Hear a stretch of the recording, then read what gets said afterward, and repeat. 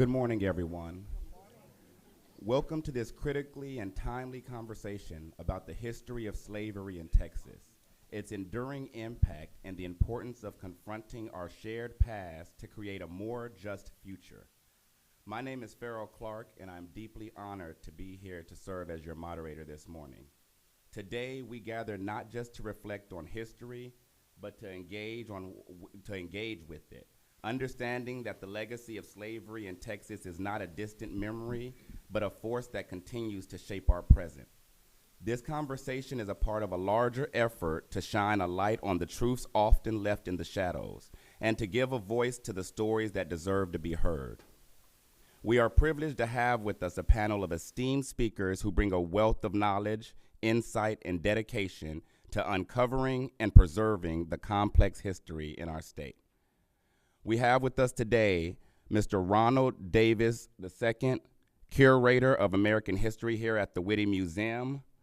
Mr. Davis is, I'm sorry about that, serves at the Witte Museum. He also is an African American Studies lecturer in Texas University History Department. He is a PhD candidate in the History Department at University of Texas in Austin. His dissertation, "They Made Me Best Bronc Writer in the Country, but They Weren't Trying to Make Me a Writer," Enslaved and Free Black Cowboys in Texas, 1830 through 1865, examines enslaved cowboys, labor, and resistance in antebellum Texas. He co-curated the acclaimed exhibition, Black Cowboys, An American Story. As a veteran of the U.S. military, Davis has served in various capacities over 26 years through 5 deployments to Iraq and received a 4th Air Force Aircrew Excellence Award from the United States Air Force in 2010. Among other awards he received, the Portal to Texas History Research Fellowship, and was a featured speaker at the New Mexico HistoryMuseum's 2023 Humanities Festival. We also have with us Ms. Sandra Ogogor. Sandra is a South Texas native with roots throughout the South Texas borderlands. She is a graduate student at the University of Texas at San Antonio, where she studies African American, Chicanx, and multicultural literature in her research. Her research takes a critical lens to history, media, and institutional racism. She is currently working on an application for the National Park Service Underground Railroad Network to Freedom Project to designate Bexar County Courthouse and jail for their role in the re-enslavement of freedom seekers. She is also the office manager at the San Antonio African American Community Archive and Museum. We also have with us Mr. Eddie. He is a military historian and graduate from St. Mary's University of San Antonio, Texas, a veteran of the United States Air Force. His passion is to faithfully share the histories of those who have served our country and sacrificed so much. Eddie utilizes different public history methods such as genealogy, filmmaking, publication, story mapping to share these stories. As a filmmaker, Eddie has made a documentary covering San Antonio's enslaver history in the hopes that our community can reckon with the ugly truth of our past so that the healing may follow. We also have with us Dr. Teresa Van Hoy. Over the past 2 years, Dr. Van Hoy has led 300 plus St. Mary's students in an intense research project dubbed Black in the Barrio, to recover the history every enslaved San Antonio and every enslaver to date. The students have produced a film, premiered at Casa Navarro, and covered by TPR's Fronteras, and a podcast series, Mud Blood and Mother's Milk, where each student scholar walks viewers through their primary source.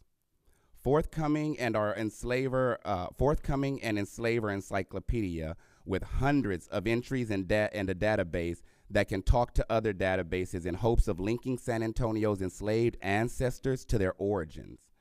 Students have also completed the entries necessary to map slavery onto San Antonio, the Black in the Barrio project, donates to all students research and to SACAM in support of its mission to telling the truth. Their ultimate goal is to honor San Antonio's enslaved ancestors, no less than their enslavers. Dr. Van Hoy and her students invite all descendants of former enslavers to embrace the catharsis that historical truth offers all of us. Each of our panelists bring a unique perspective grounded in scholarship, lived experience, and a commitment to justice. Together, they will guide us through a journey that explores the profound ways slavery shaped Texas's socioeconomic and cultural foundations. As we begin this dialogue, I encourage all of you to listen with open hearts and minds, to reflect deeply, and to engage respectfully. This is not an easy topic, but it is a necessary one. Today, we have an opportunity to learn, to challenge the assumptions, and to move closer to understanding that the truths will lead us towards equity and towards healing. Well, I like to start with questions for the group, right? And I like to get off into how was slavery enforced in Texas, as well, and particularly in San Antonio? Hello, can y'all hear me? No.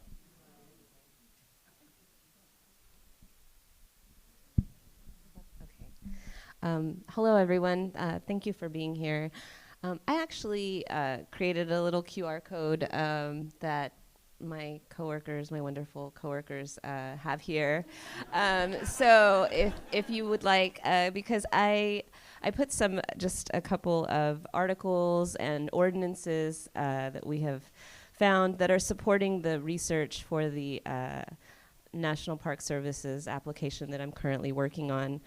So if you go and you're able to look at the QR code, and if you don't have that capability, please let me know and we can get that information to you later.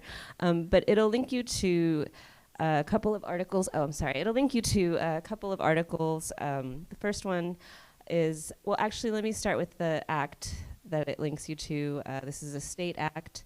It lays out the role of the different counties on what to do for freedom seekers, captured freedom seekers, otherwise known as runaway slaves.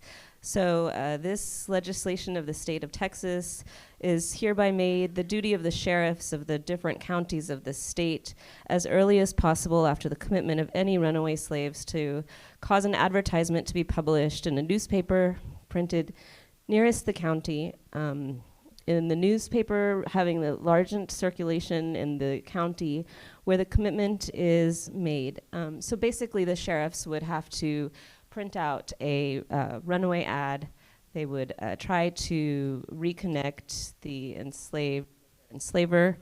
If they weren't able to do that within 6 months, and they would resell the individual, they would auction them off. And that money was used to fund the stay that the enslaved stayed in the jail.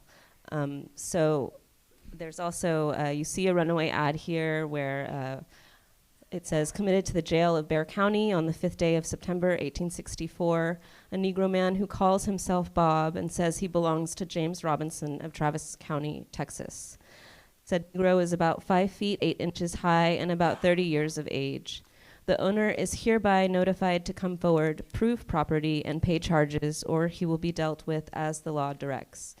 That was Sheriff of Bexar County, E.A. Stevens, in 1864. So there's also an ordinance concerning Negroes that are found after, so the Bexar County would ring a bell at 9 p.m., and all enslaved individuals had to go home. If they didn't go home, they would also be sent to jail. So if you have any questions about that, you can take this information and yes, absolutely. I also want to add just the article on the bottom, though, because I think it really highlights just the complexity of what was going on here in San Antonio. So it says, caught. Antonio Zamora charged with assisting a runaway slave to Mexico and stealing his outfit for the trip, has been committed to jail at San Antonio in default of giving $500 bail. And then it has some odd wording. It says Zamora ought to have come to Austin, where his friends in 1854 were caught tampering with our Negroes and have since had so much of Jerry's sympathy on their behalf. Can't Zamora get him to get his bail? So this just highlights that even helping people to try to get to freedom was a dangerous activity. So yes. In fact, y'all can hear me? What you're hearing too is that Mexican Americans, Tejanos, were being blamed and accused and considered complicit, and that was a way to also punish Mexican Americans in this whole history as well. So they actually were also killed in, for example, the Cart Wars, if you want to look that up. And of course, they were defending sanctuary seekers during the period that Texas was still under Mexican rule. So Mexican American Tejanos were defending sanctuary seekers here in San Antonio, arresting illegal slave catchers. And then after Texas is taken from Mexico, Mexican Americans, Tejanos, are targeted as complicit in runaways and freedom seekers, and they're killed and arrested and fined, as you heard. But let me also mention quickly the slave patrols. The slave patrols had Gestapo-like power.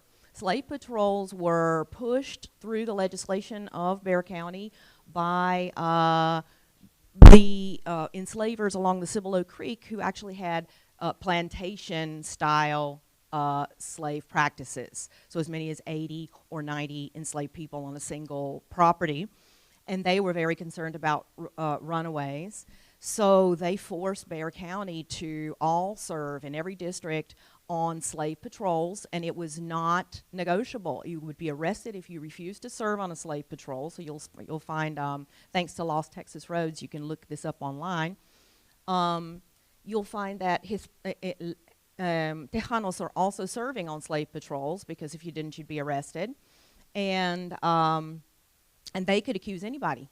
They could come into your property without a warrant. They could take any of your stuff. They could accuse you. They could arrest you. And it was a very scary kind of paramilitary power.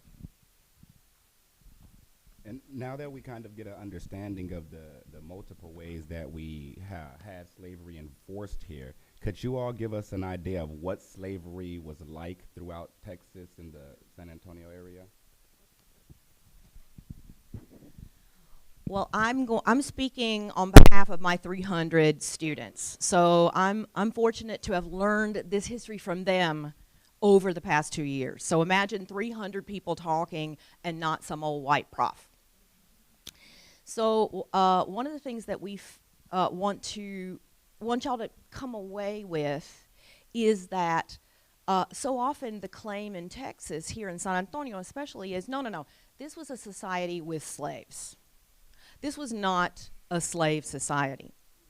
But regrettably, that's not true.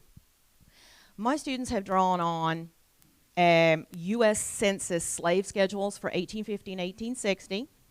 They have drawn on tax assessment records for every year except a couple of years. So we're talking 1830, 1840. This is the work of Gabriel Moten, my student.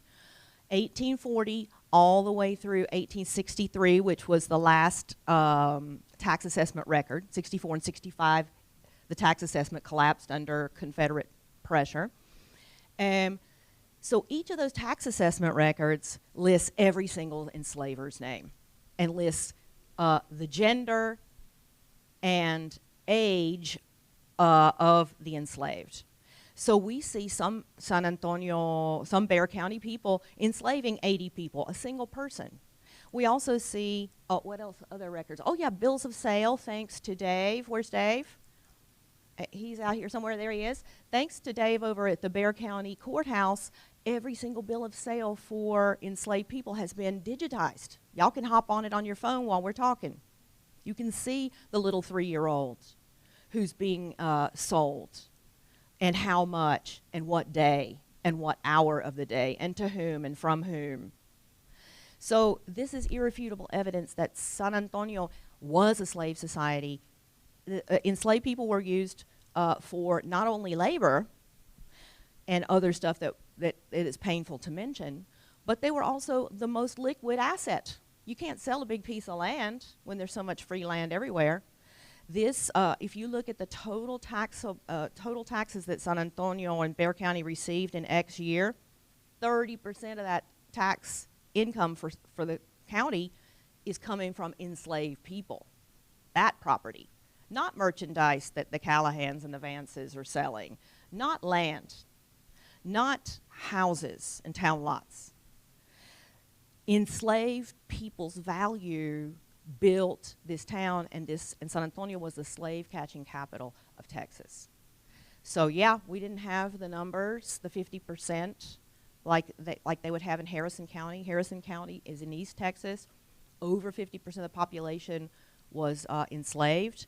More women of childbearing age were black than white in that county, so we know what that means.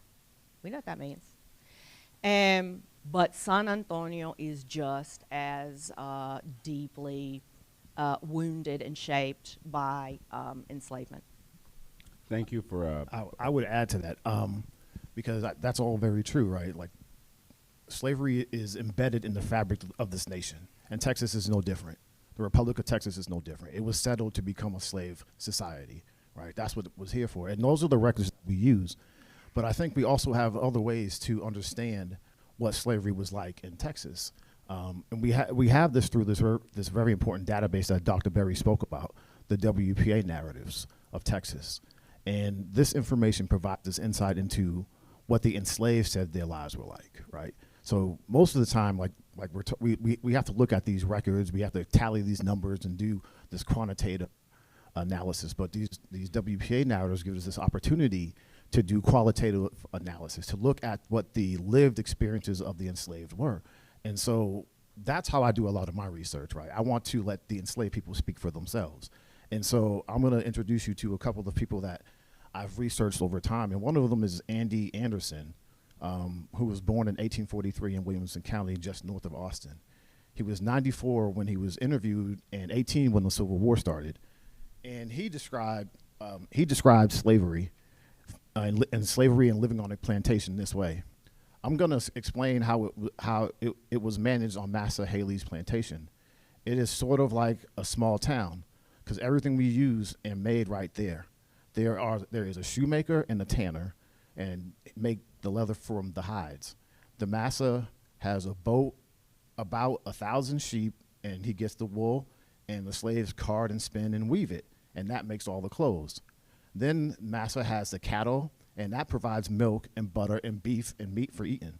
Then Massa have the turkeys and chicken and hogs and hoes. With all that, the plantation is planted in cotton mostly, with corn and a little bit of wheat, right? So that is an example of what it was like to be, what was on a plantation, right? So what he's really getting at here is that within a plantation, within many of these plantations in Texas, they were self-contained units. The enslaved people grew what they needed to grow. The enslaved people handled the livestock. The enslaved people made the shoes. The enslaved people made the clothes. The enslaved people did the labor. They made the roads, right? This is what it was like to live on a plantation. This is what some of that labor was like in these plantations in Texas. But he also talks about some of the other parts of being enslaved in Texas. During the Civil War, he was sold to a Mr. House in Blanco County. And he describes this in a very different way. He says, talking about Mr. House, he gave me a whipping and scars, and they're still on my arms and back, too. I'll carry them to the grave. He sent me for firewood, and when I get it loaded, the wheel hits a stump, and part of the axle breaks. So he ties me to the stake, and every half hour for 4 hours, he lays the lashes on my back. For the first couple of hours, it was painful. I'll never forget it. Then I stood so much pain that I didn't feel so much, and when they take me loose, I was just about half dead. I lay in the bunk for 2 days, getting over that whipping, getting over it in the body, but not in the heart. No, sir, I has that in the heart till this day, right?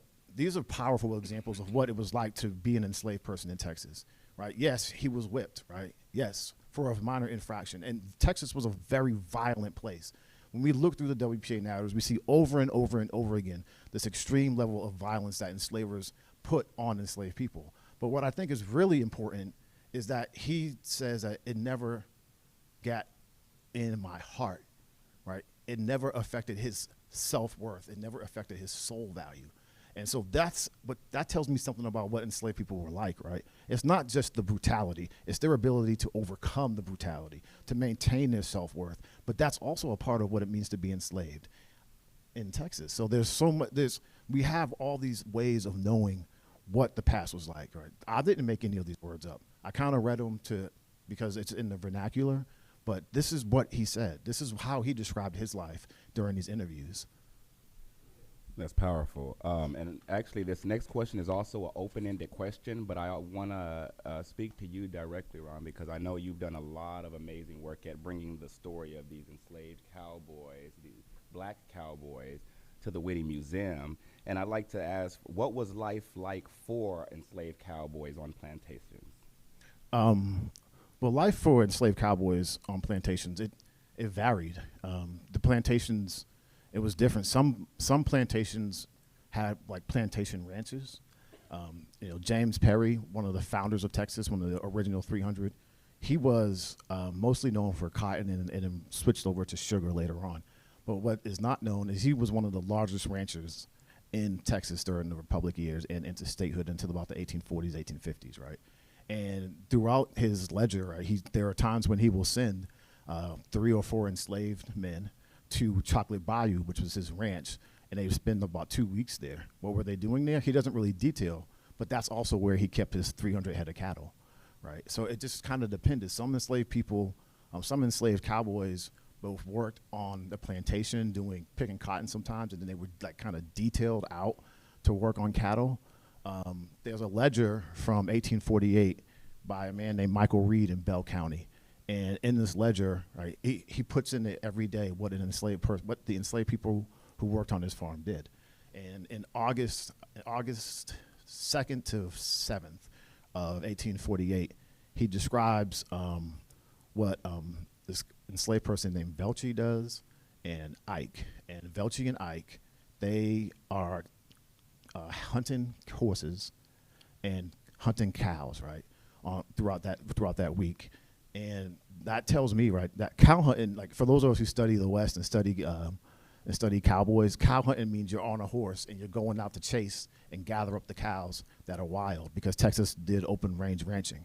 And because it's Texas, and I learned this from Bruce Shackelford, who's in the audience and my co-curator on the Black Cowboys exhibit, because it's Texas and we're dealing with longhorns in the 19th century, those longhorns, you can't hunt that kind of cattle without being on horseback. Right, and so we know that was a part of their duties. But at other times of the month, they would be carding cotton, carding cotton is how they used to have to get the seeds out of the cotton. They'd be making fodder for the other livestock on the plantation ranch, or they would be growing corn, or they would be working in the house. And so these ledgers provide this like detailed information about what their lives were like. But then there's other ranches where they spent most of their time working as enslaved cowboys, and that brings to mind James Taylor White, who was often considered the first cattle baron in Texas. Right, he was one of the earliest cattle barons, having for about 2 decades, having, at least according to tax assessor records, he had the most cattle in Texas from the 1840s through the 1850s, and he had anywhere between 16 and 18 enslaved people. But he was known for growing corn, right, and that was about it. Growing corn and growing things for what we call local consumption. Local consumption means you're not like shipping it to other places for profit. But we know that he had enslaved people and they lived on his ranch. And so the thing that we draw mostly from it is that they were enslaved cowboys, right? And that was what they did for the most part. So what you did as an enslaved cowboy depended on what plantation you were on. I do have a few examples where some people talk about kind of what it was like to be an enslaved cowboy, where they did both. They would wake up in the morning and they'd split rails for fences, and then they would go take care of the horses. So it just varied. It wasn't as consistent, I think, as people wanted to be, but it did happen that way. It did exist. Yeah. Definitely. And who were the enslavers? So we recently, I got the pleasure of doing a film with Dr. Van Hoy and her students that did majority of the research. And as I'm doing the film, I'm getting the information from the researchers and from Dr. Van Hoy. And in my mind, storyboarding this story we're going to tell about the enslaved people here in San Antonio. And you start to see the names that, as someone who grew up in San Antonio, is very accustomed to, that you don't think about. When you're walking down by the Majestic and you see that big building that says Maverick, the Maverick family, enslavers. They got a restaurant, they got a whiskey distillery, they got a street, they got a building, multiple buildings, right? You see their names everywhere, enslavers. Anyone drive down Callahan Road? Another enslaver. Vance Jackson, the Vance brothers. And we're not going to leave out Seguin. You got Seguin, Navarro Street. A lot of prominent people, not just white people, even Hispanics or Tejanos here in San Antonio were also the enslavers here. And it just really was the varied individuals. It's maybe 30? I think 30. Well, the mayors. That's right. Of the first 23 mayors in San Antonio, 20 of them were enslavers here in San Antonio. So basically all your people in power, whether white or brown, were enslaving black individuals here in San Antonio and responsible for the enslavement here in San Antonio and the culture that it started and bred here with all its deep roots. Thank you for that. Now, earlier we touched on a topic where we talked about kind of the penalties and the things that were put in place to enforce slavery. But I'd like to touch a little bit on what consequences did freedom seekers face if they were caught?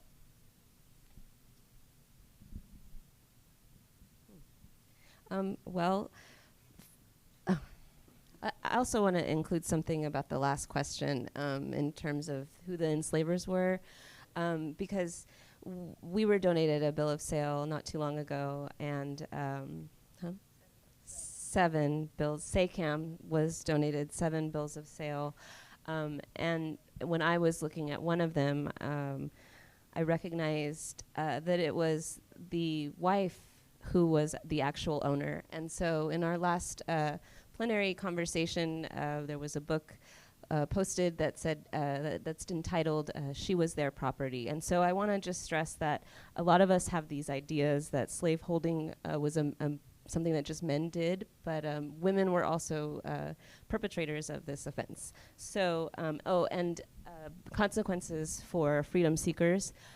They were in jail for 6 months. This is in the time when the jail was called the Bat Cave, so because of the bat population, you can just imagine how terrifying that would be, when you're trying to make your way to freedom. And if your enslaver didn't come for you, you were sold back into that institution. So pretty severe consequences. I just want to, because you said bill of sale.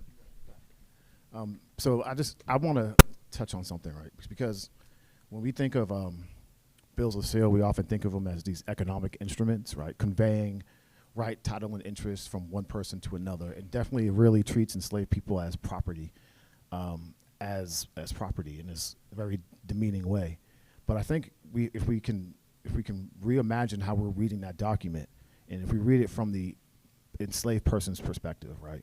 From this enslaved person who was sold, what does it mean to them? What does a bill of sale mean to them when you see that? It means that they were separated from their family. It means that they were separated from their kin. And I think that we have to kind of, as we do our research and as we think about the past, because so much of what is written from the perspective of the enslavers, right? We have to reimagine what these instruments are, what these tax records mean to an enslaved person.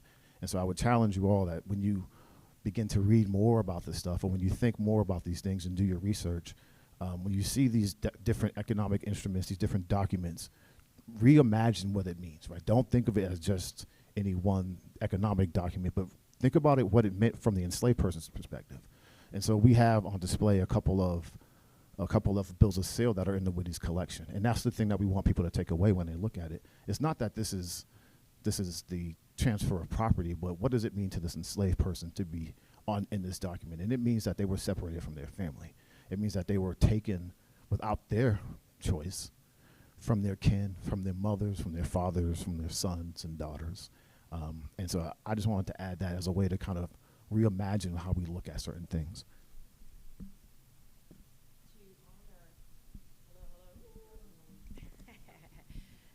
To honor Dr. Berry and Ron's approach, also to make vivid these cases and these people's lives, I'm going to share an anecdote that I learned from another of Dr. Berry's students, Maria Hammock, Dr. Maria Hammock. She told me the story of Marianne, which, by the way, you can look up. Also, Marianne has been covered by KSAT News and by the Express News, so you can look the story up as well. Marianne was in Missouri, and she was equidistant from the Canadian border and the Mexican border. She was enslaved in Missouri, 900 miles each way. She chose to run to Mexico. She got within sight of Mexico, hugely pregnant. So we can imagine, as you were inviting us to, what are their motivations, what are their dreams and desires, and we imagined that she wanted freedom for her baby, and that she'd rather die and have the baby die than be born into enslavement in Missouri. So she almost got there. She was dressed as a man, and she was in the company of an older white man. And by the way, this was helping an enslaved person escape, seek freedom, was punishable also. Somehow he didn't end up in jail. Somehow he bought somebody off, and he didn't get in jail. But she was apparently beaten so badly. The record doesn't say this, but let's just say that baby was born within hours of her being caught. She was dragged back to San Antonio because this was the biggest juzgado, the biggest, safest prison. All the little towns don't have safe enough prisons, so the bat cave that Sandra was describing was robust enough, and so she was brought here. So she's got her newborn. She's in the bat cave with all the excrement and we know that carries a lot of dangers for inhaling. And nobody came forward, and she was sold in the courthouse door. This is Sandra's work. She has a $5,000 grant from National Park Service, Network to Freedom, to tell this story and to get the courthouse site commemorated as a site on the route to freedom. And she was sold for $100 in the door with her newborn baby. You know, earlier.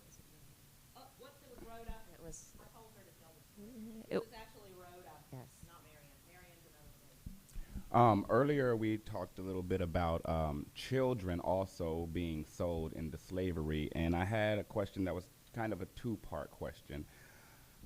How young were children before they were put to work on these plantations? And also, do we have a number on how much cotton would be expected to be picked per day? And was there a difference between man and woman, or were they expected to pick the same loads?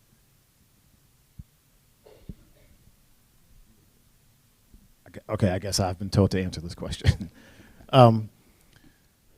So children began to work as soon as they were old enough to work. Like, it was either they would have to take water to the fields. That was one thing they talk about a lot. As soon as they were old enough to work. So like, I mean, like as soon as they could, old enough to basically, one of the things I found interesting when I was studying about Black Cowboys is they always talked about they started riding horses as soon as they were old enough to sit on a horse. And again, I talked to my co-curator, Bruce Shackelford, who will not look at me in the eye. No, I'm kidding. But one of the things that he told me when I asked him, I said, well, what does that mean? Like, how old is that? Because that could be different from different children. And he kind of explained to me that was like 6, 7 years old a lot of times. And we have like George McJunkin, who's a Black cowboy and ends up, after emancipation, ends up migrating out west a little bit more. He talked about breaking his first horse at 10. And I don't know how many people know what it means to break a horse, but there's a level of violence involved in that because the horse doesn't want you on its back. And when we talk about cotton, a lot of times when you went to pick cotton, it depended on what plantation you were on, but usually you were 12, 13, 14. But they did a lot of other labor. And one of the people I thought was important to share her story was Katie Darling, who was born in 1847 near Marshall, Texas. And she says that as soon as I was big enough to tow the milk pail, they put me to milking too. Massa have more than 100 cows, and most of the time, me and Violet do all the milking. And we better be in that cow pen by 5 o'clock. One morning, he caught me letting one of the calves do some milking, letting the calf drink from its mother's udders, and let me off without a whipping that time. But that don't mean he always good, because them cows have more feeling than Massa and Missy, right? So it just kind of, it wasn't always the same kind of work, but they went to work right away. The children were oftentimes expected to separate the calves from the cows, right? The yearlings, the ones that were still feeding on the milk, and the mothers would then go and start milking the cattle. And then, start milking the cows. And then once they were finished that, they were often expected to go out and pick cotton. And vice versa also happened on different plantations where they would pick cotton all day long, and then at the end of the day, they would come into the cow pen and be separated, and the children would separate the calves from the cows and then milk at night. So when I think of the life of enslaved people and enslaved women in particular, we think only about cotton picking, but as this research shows that the experiences of enslaved people and the work that they did, as Andy Anderson said, like, it was a contained unit. So they did whatever needed to be done on that plantation. And childhood did not exist for enslaved people. And you know, there's another subject that I'm sorry, go ahead. To your question, Pharaoh, about the experience of enslaved children, and it's not work, but it's their experience, and that is that new mothers bought new mothers. And the reason they did that is that there's no formula back then. So if you are a new white mother, you'll see over and over again them buying mothers who are nursing. So the baby is 4 months, 6 months, 12 months, because that enslaver mother wants that enslaved mother's milk for her baby. So sometimes you can imagine, back to the art that Ron brings to the sources, you can imagine black and white feet kicking each other simultaneously at the breast. And it is that contribution, which is incalculable, because this is a time of high mortality rates, high infant mortality rate, high mother mortality rates. So it is thanks to enslaved women that enslaver children survive while we're calculating contributions to Texas. And we can also imagine that if there's not enough milk, who gets privileged? So there's that to reckon with as well. And that is why my students have named their podcast series, which is available on YouTube, Mud, Blood, and Mother's Milk, to center, again, the enslaved women's sacrifice and contributions to the history of Texas. Thank you. Now we're going to move over to the Q&A portion of this panel, and we invite anybody who has questions to step up to the microphone in the middle of the room and share your questions with our panel.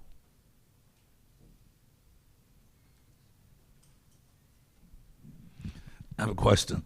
It's a fantastic panel, but often when one speaks about slavery, it's as if once slavery was over legally, sort of things just sort of ended. Would you say something about that whole period when slavery was not legal, but things were put into place to keep them enslaved? I'm from Mississippi, and I know they would just arrest slaves, and put them in prison, and they be subject to the same kind of treatment, sometimes even worse, because they weren't owned as they were when they were slaves. So this whole period before after slavery is illegal, but before things really get to a point where people actually are free. So an anecdote kind of to that question, and necessarily the transition between legalization and it being outlawed, and then, but here in Texas you have a interesting gap where Mexico outlaws slavery.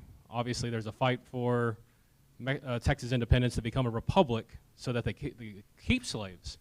And so Texas wins its independence, if you want to call it that, or its insurrection from Mexico. And they establish probably the most pro-slavery constitution ever in the world.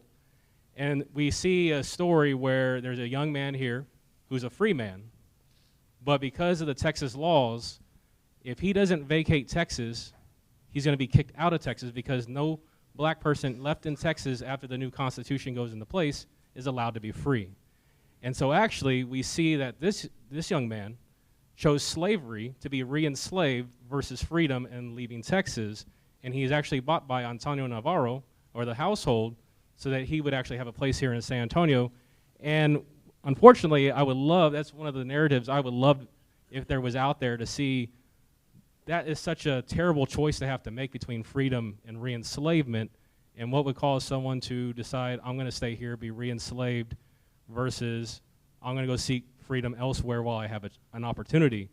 And so we see that a lot of situations where that gap between freedom and re-enslavement and being released from slavery, there's a lot of different things that life is so complex, and it varies based on different stories and different situations, but that's just one of them that I know when I was making the film, it tore me apart to think that I don't know what would get me to decide that I would rather be enslaved than seek my freedom. I can't imagine that. And so it's just one of those things where I wish that was a narrative, but there's a lot of stuff like that out there historically, and that's a great question about that transition going back and forth between being legalized and being abolished. His name, Henry, we know his first name is Henry, and because he was enslaved by Navarro, we attribute it as Henry Navarro, but I don't. He took it officially because I know the Navarros, when they actually enslaved people, they also baptized and acted as godparents to those that they enslaved. So in the records, he's listed as Henry Navarro. Yes. Hi.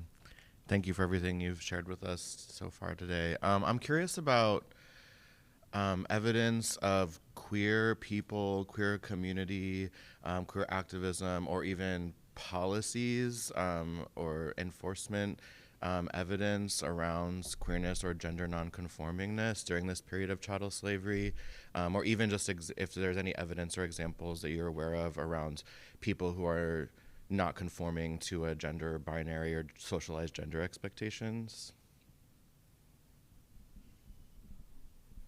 What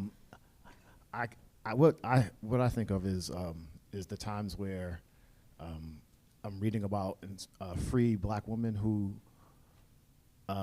will dress up as men to be cowboys.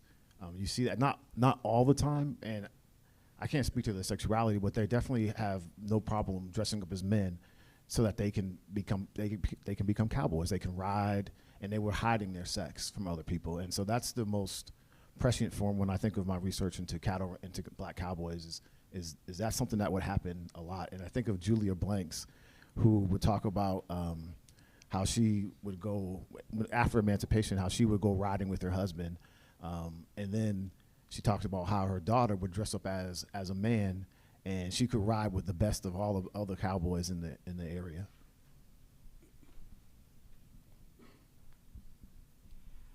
Hello. I wanted to make one observation, if I might, and then I wanted to ask you a question, if that's okay. So first, the observation.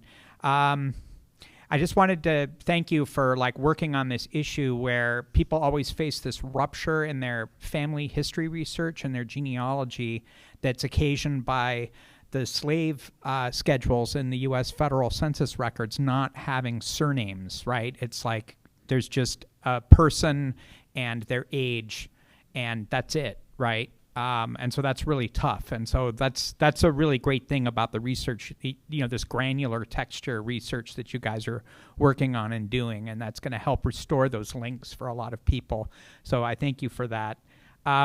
It's the same also for the slave holders, right? A lot of people are discomfited by the fact that they're descended from slaveholders, and there's a lot of kind of erasure of that.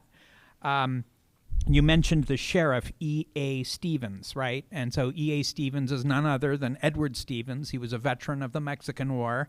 He was the sheriff here during slavery days. His son is Charles Stevens. He works at the jail, in the county jail. Later, he works as a Texas Ranger.